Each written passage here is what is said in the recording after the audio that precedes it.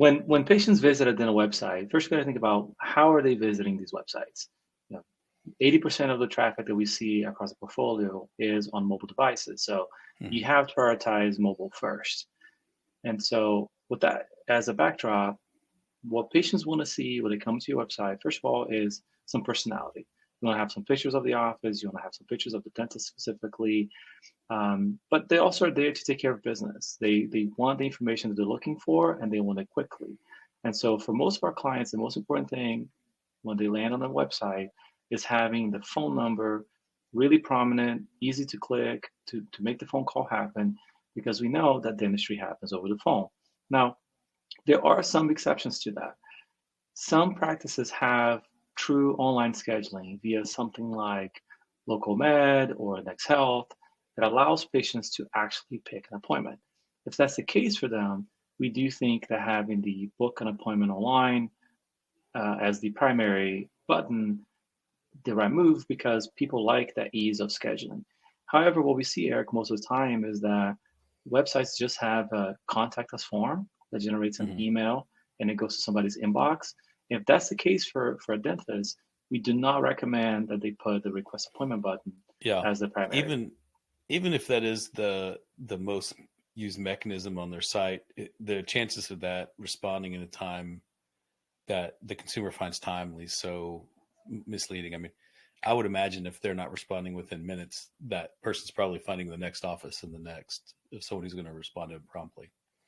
Correct. But I do think that every office should have, as part of their strategy, someone who's in charge of the emails from the website. But we don't find that very often. What ends up Mhm. happening is it goes into junk mail or goes into somebody's inbox that no one knows the password to, and then the patient loses confidence because, eventually I'm going to pick up the phone and call, but I wanted to interact via email. I'm doing it via the phone because I didn't get an answer. And I think that it doesn't set the right tone for the engagement out Mhm. of the gate with this prospective new patient.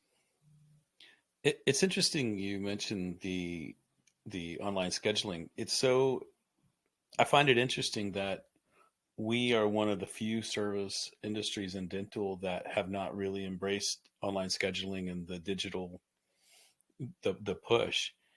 I know culturally most dentistry happens over the phone. I would still say, Guy, you have to assume north of 80% of appointments are done over the phone, right? Why do you think that online scheduling hasn't really caught on culturally with the offices yet? I think it starts with the doctors. I think the Hmm. doctors want their schedule to look a certain way.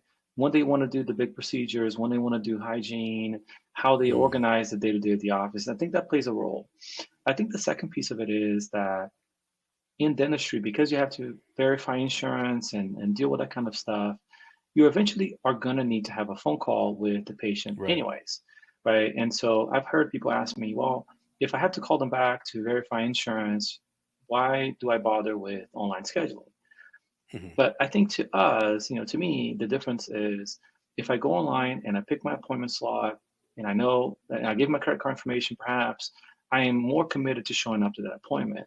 And I understand that you may need to call me back, but I can do that after I've, as a consumer, checked that off my mental list. I I've, also feel a little bought in. I think if I've gone mhm. online and scheduled, and then you reached out to me needing something, I do feel more bought into the process at that point than just cold calling an office.